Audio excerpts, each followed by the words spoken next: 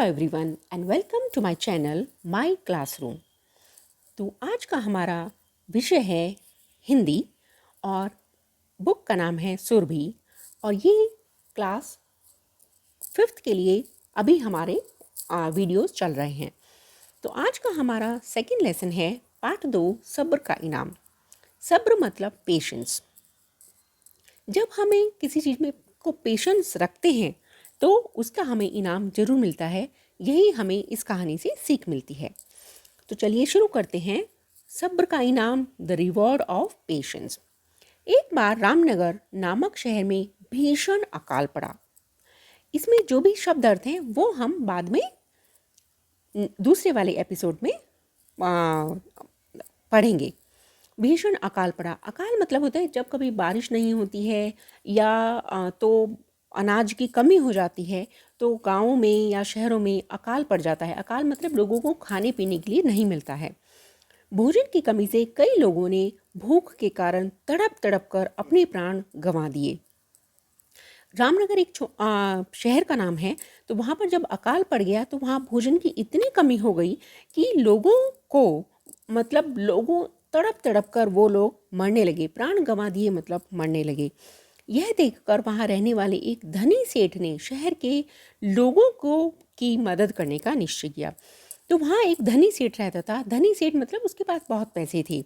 शहर के लोगों की मदद करने का उसने सोचा कि मुझे अब इन लोगों के लिए कुछ करना चाहिए। उन्होंने शहर में घोषणा करवाई कि वे आज से अपने शहर के बच्चों को रोटियां बांटेंगे। उन्होंने सोचा कि कम से कम जो बच्चे हैं मैं उनके लिए कुछ करूं। तो उन्होंने अपने शहर में ये घोषणा करवा दी, मतलब कि सबको बता दिया कि वो आज से उनके शहर के जितने भी बच्चे होंगे उन सबको रोटियां मिलेंगी। यह खबर फैलते ही अगले दिन सेठ जी के घर के बाहर बच्चों की भीड़ जुट गई।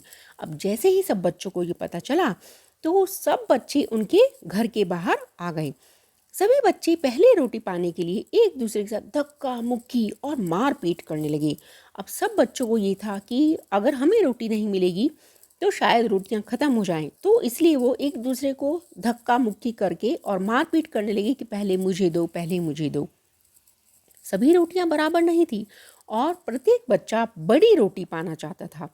रोटियों का साइज़ थोड़ा अलग अलग था, कोई छोटी थी कोई बड़ी थी। तो सब बच्चों को ये लगता था कि मुझे बड़ी रोटी मिल जाए जिससे मेरी भूख शांत हो जाए।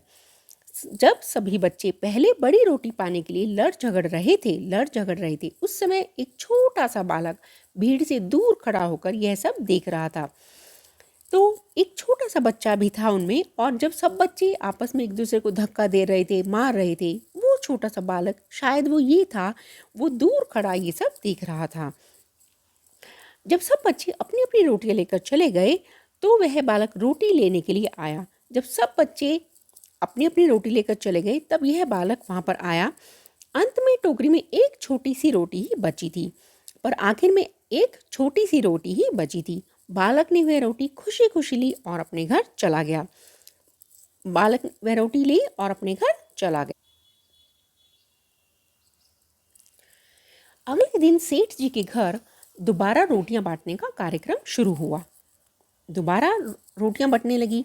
कल की ही तरह आज भी बच्चे बड़ी रोटी पाने के लिए एक दूसरे को पीछे धकेलते हुए लड़ झगड़ रहे थे। अगले दिन फिर से बच्चे एक दूसरे को लड़ झगड़ रहे थे, पीछे धकेल रहे थे, परंतु वह बालक चुपचाप सबसे अलग एक कोने में खड़ा था। परंतु वह बालक सबसे अलग, आज भी उसने किसी के साथ कोई धक्का मुक्की नहीं की, मारपीट नहीं की, एक कोने में खड़ा होकर अपने उसका इंतजार करने लगा। सब बच्चों की रोटियां ले जाने के बाद अंत में आज भी उसे सबसे छोटी रोटी मिली, क्योंकि वो किसी से मारपीट नहीं कर रहा था और किसी को धक्का मुक्की भी नहीं दे रहा था। तो आज भी उसे एक छोटी सी रोटी मिली। बालक ने मुस्कुराते हुए रोटी ली और वहाँ से चला गया। आज भी उसने चुपचाप रोटी ले ली और चला गया। घर पहुंचकर जब बालक ने खाने के लिए अपनी रोटी तोड़ी तो उसे रोटी में से एक सोने का सिक्का मिला। बालक ने जब सिक्का अपनी माँ को दिखाया तो माँ ने उसे सिक्का सेठ जी को लौटा देने के लिए कहा। बालक तुरंत ही सोने का सिक्का वह सेठ जी के पास पहुंचा। अब यह सोने का सिक्का, जैसे अभी भी आजकल कॉइन्स होते हैं, तो उस ज़माने में जो कॉइन्स थे वो सोने या चांदी के बनते थे, तो उसे वो सोने का यानी गोल्ड कॉइन उसे मिला था। वह सेठ जी के पास पहुंचा और ये सिक्का लौटाने लगा। और उसने वह गोल्ड कॉइन वो सेठ जी को देने लगा। सेठ जी बोले, बेटा मैंने जानबूझकर ये सिक्का सबसे छोटी रोटी में रखवाया था। मैं देखना चाहता था कि किस बच्चे में सबसे अधिक सब्र है। मैं उस बच्चे को इनाम देना चाहता था। सेठ जी ने बोला, ये सिक्का, ये गोल्ड कॉइन तो मैंने ही रखवाया था, क्योंकि मैं तुम्हें देख, वो सेठ जी उसको देख रहे थे। उन्होंने बोला कि वो किस में पेशेंस है, तो मैं उस बच्चे को इनाम देना चाहता था, इसलिए इस सिक्के पर तुम्हारा अधिकार है। तो इस सिक्के पर तुम्हारा राइट है कि तुम इसे लो, क्योंकि तुमने पेशेंस दिखाया रोटी लेने के लिए। सेठ जी की बात सुनकर बालक बोला, मेरा सबसे बड़ा इनाम तो यही है कि मुझे रोटी पाने के लिए किसी के साथ लड़ना झगड़ना नहीं पड़ा।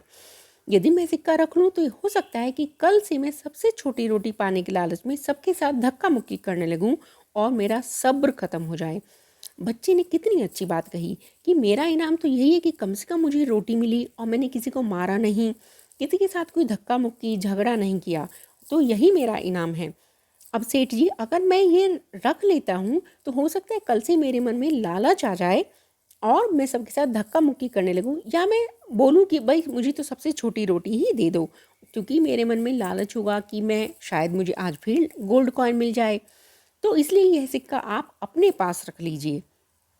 छोटे से बालक के मुंह से इतनी बड़ी बात सुनकर सेठ जी की आंखें छलछला गई और उन्होंने उस बालक को अपना पुत्र बना लिया।